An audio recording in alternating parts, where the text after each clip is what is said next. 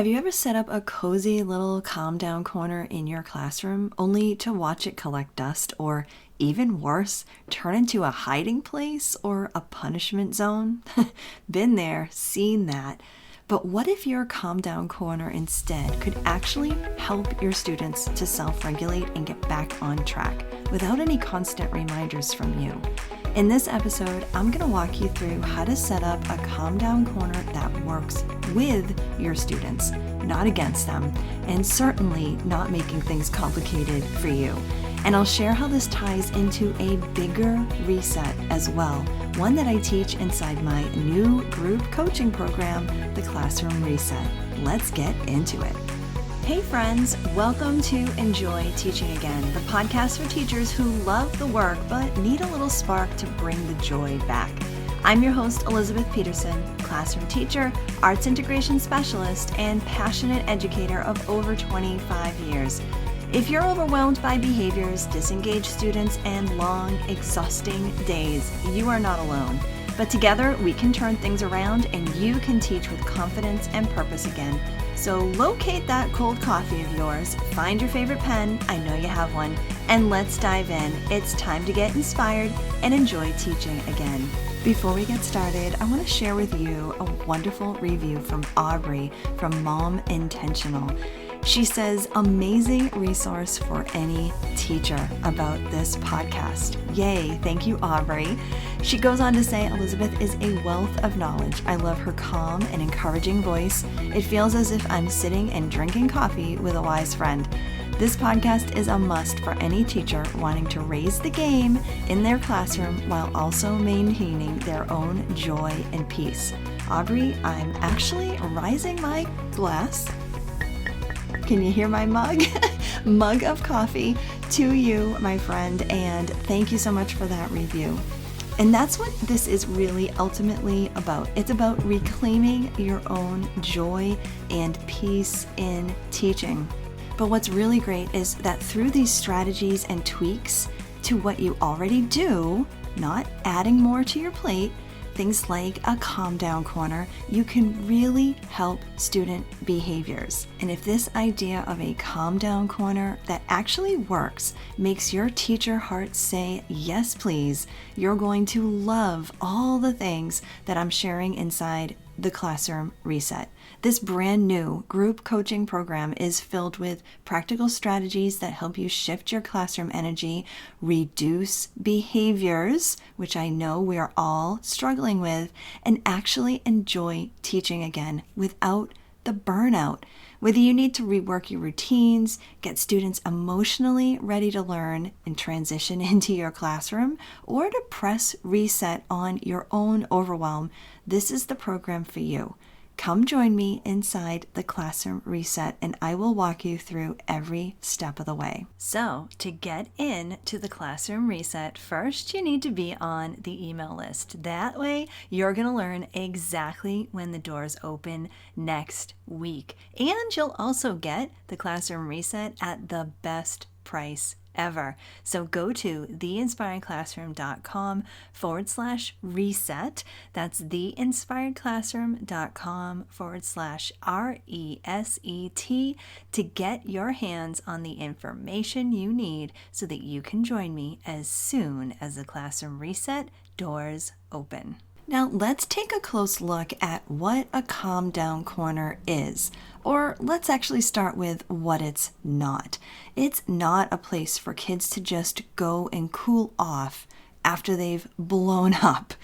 You know those situations where a student is just over the top. You don't want to just send them to your calm down corner and assume it's going to work. In my opinion, that type of behavior, that should have different consequences. And it's a whole other topic of discussion, which we'll actually get to coming down the line. So make sure you subscribe to the podcast because we've got so many things to discuss over the next weeks and months and years. Now, what I'm talking about is a place inside your classroom that is actually a student-centered, student-run regulation station. okay? Because the goal here is to help students to actually recognize their emotions early and practice some self-regulation. And this should come before it becomes a classroom disruption. I would put it to my students like this. I would say to them, this space, this classroom calm down corner is a space that helps you reset and get back to learning when your big feelings start to show up. And I have so many stories of students of my own who have used a calm down corner in my classroom and really found some success. Now, I will say that I don't actually have a corner of my classroom to do this because my classroom setup is much different than a traditional classroom because my classroom doesn't actually have 4 walls. It's in an modified open concept classroom. So what I created instead of a corner of my classroom is what I call a break box. It's a actual box that a student can take to a different place in the room where he or she can kind of have some time to work through some of the things that we'll talk about inside this episode. Now, what are some of these stories? So there was one girl a couple of years ago who would almost as a routine come and use my break box or calm down corner of my classroom, use it just about every day at the beginning of the day. And this was a girl who actually had a hard time getting to school on time. She would come in sometimes an hour and a half late. She'd have to have some time often with the school guidance counselor, and then she would come up to my classroom, and then she would actually need that little extra moment of getting herself started inside my classroom, and she would take the break box, take it to a corner of the room, and use it for the set amount of time, which was usually just about 3 minutes, and that would actually help her begin the day, kind of like transition and just melt into the classroom in a different way than just coming in and sitting down and trying to focus on what we were doing. It was almost like she was using the things inside of our break box, listening in on what was going on inside the classroom, seeing from her peripheral vision, what was going on, see what was happening, and then slowly get herself to close out the break box and then transition right into her seat. It was truly amazing how nicely it worked for her. Another boy, I actually want to say it was that same year. He had never used the break box or any type of calm down corner thing at all. He was such, like a good student, well behaved, just a really amazing kind of kid that you want to multiply and have a bunch of inside your classroom. He hadn't used it, and it was about mid-May that he actually came over to me. He put his head down and he asked to use it, and I could tell that something was up with him, and he just didn't even look at me. He looked down at the floor, and his face got a little red, and he just said, "I'm having a really bad day." And I looked at him and I said, "Kiddo, this is what this is for. Absolutely, you can go use it." And so he needed that little extra permission, but he knew what to do, and he went ahead and used it. And the way I have it set up, which I'll talk to you about in this episode, he was able to check out the break box, and when he checked back into the classroom, it obviously helped him to get kind of just back into a good frame of mind to take on the next part of the day. When you can provide something like this in a way for students to really see it as valuable, it's actually a priceless spot to have in your classroom.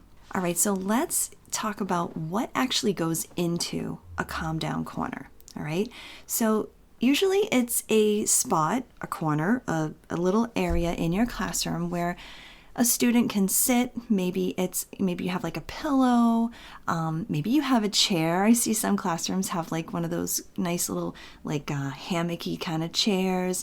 Maybe you get a patch of a carpet. I know some teachers will go to like a carpet store or a hardware store and get leftover examples or samples of carpets that they can have. I did that way early on in my teaching career. And also, you know what else I used one year were a set of garden kneelers, the little like padded things that you kneel down on so you can garden and not hurt your knees. I remember finding a whole bunch of them at like, I don't know if it was like Christmas tree shops or it was like a store like that, and they were like 50 cents or $1 each, and I got an entire classroom set. But we don't need a whole classroom set for this, right? You need like one or two. Just something a little comfy to sit on is often what you might find inside a Calm Down Corner. Other things is a box or a container that has some creative tools. Things I love to put in remember I use a break box that's transportable to different parts of the classroom that students can use. So, inside I'll have like coloring pages, small ones, mini ones. I like mini coloring pages for this type of thing. Sometimes some drawing prompts or like drawing starters, doodle starters. I'll also have emotion wheels that have like different types of emotions that students can look at, identify with. Those are really helpful. Inside my break box resource that I actually have on TPT, I even have a page that you can print out that has like a variety of emojis, and some students will take that little sheet of paper out and like color the emojis that they're feeling, or just color them in as just a way to kind of sit and calm down. Comfort items are also another idea of things that you can have. Maybe a small little stuffed animal. Those do wonders, right? Or soft fabric swatches. I have a couple of examples of this in my classroom where they're just like strips of soft felt that students can actually just touch and hold on to and just feel and rub their fingers on. Other kind of sensory objects. And of course, if you're like me, which you probably are in this regard, you want sensory objects and fidgets that really don't make any sound. So those fabric swatches are great. Sometimes you might find other like little fidget things that, things you can watch, like those, how would I describe it? The things that are like filled with liquid and then different colors can kind of like swirl around inside.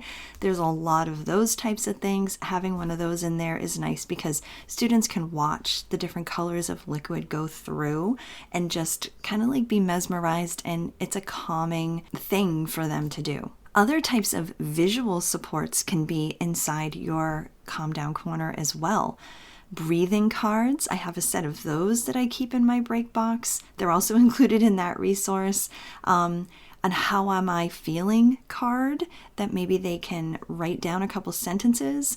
And also calm down strategies on like a little menu that students can refer to. I've seen some teachers post a menu of calm down strategies like on the wall around their Calm Down Corner, which a student can refer to and kind of just think about what would work for them. And I think that that's a really important thing to consider. Inside your Calm Down Corner, you want to have a variety of things that will allow students to use their different senses to calm themselves down.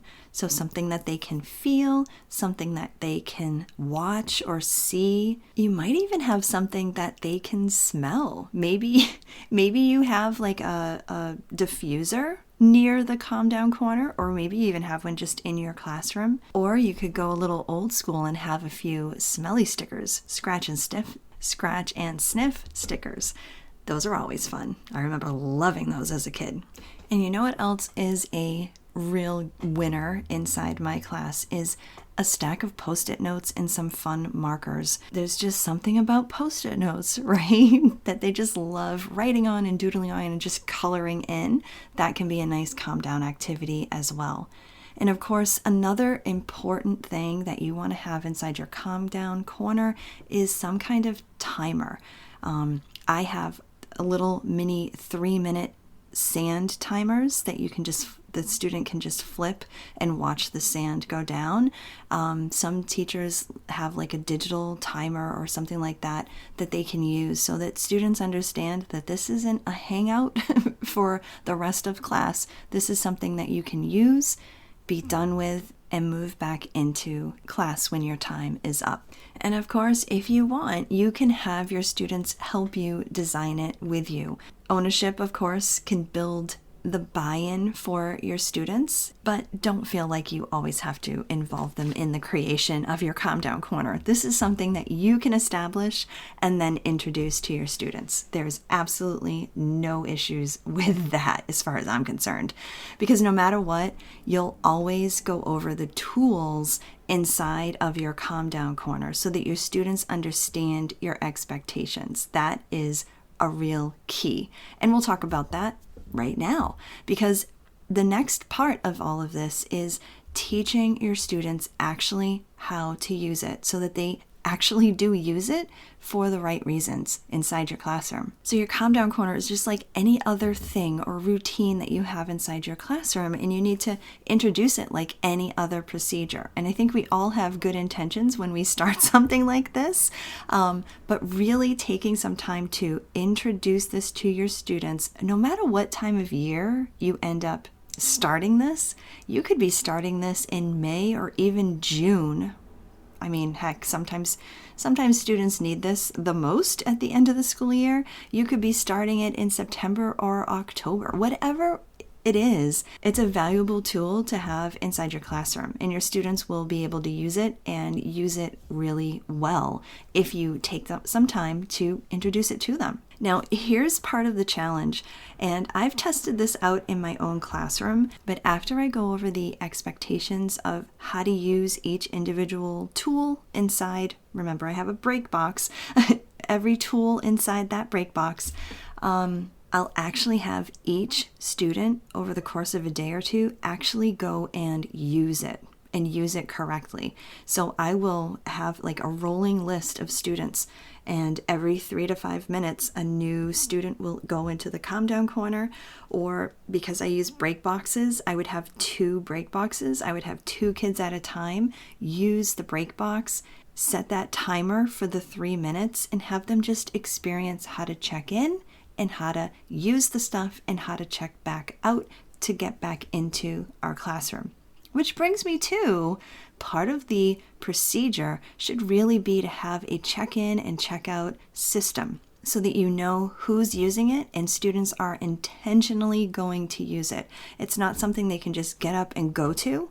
Instead, it's something they need to make a decision about, sign into the calm down corner, and then when their 3 or 5 minutes is up, they have to sign back out and get back into their seat. There are different ways to do this, of course. Sometimes you can actually have a list, sign in or sign out, sign in, kind of like a bathroom sign out. You could do it that way, simple.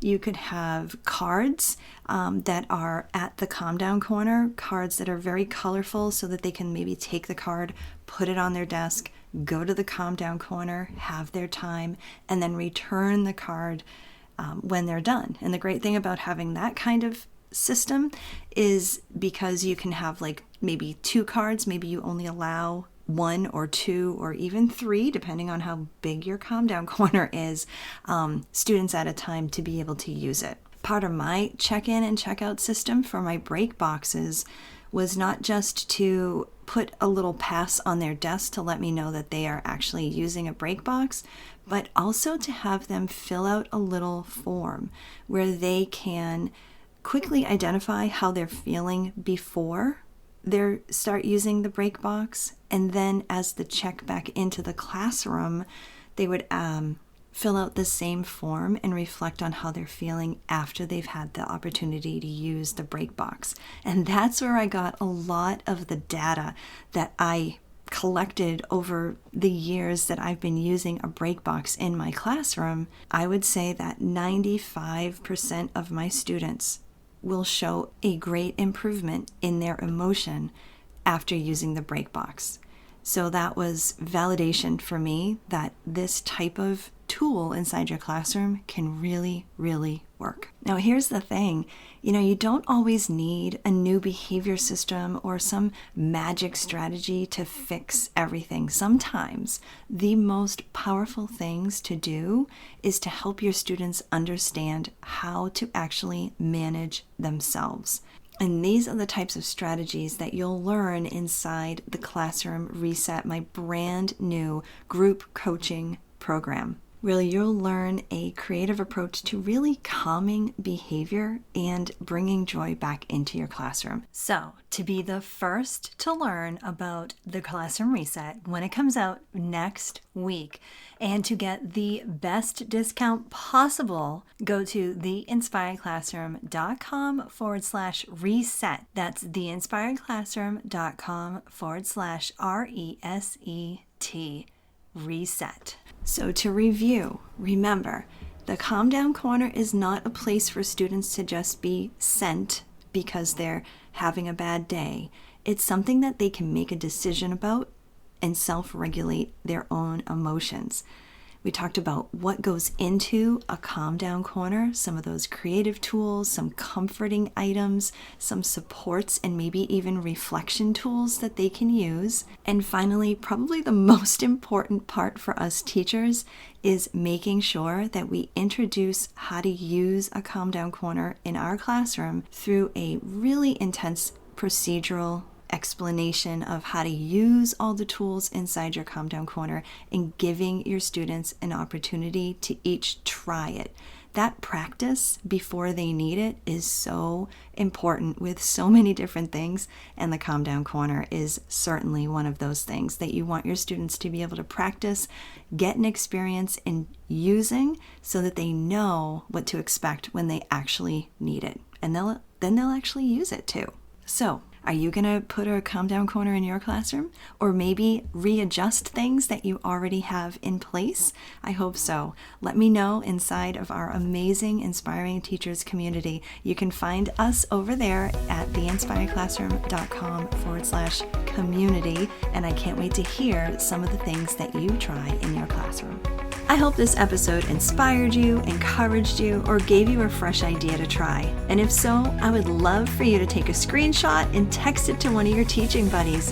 I'm so grateful that you landed here with me today, and it would mean the world to me if you would leave me a review over on Apple Podcast. Thanks so much for being here, and I'll catch you on the next episode. This is Elizabeth Peterson reminding you to get inspired so you can be inspiring to your students and enjoy teaching again.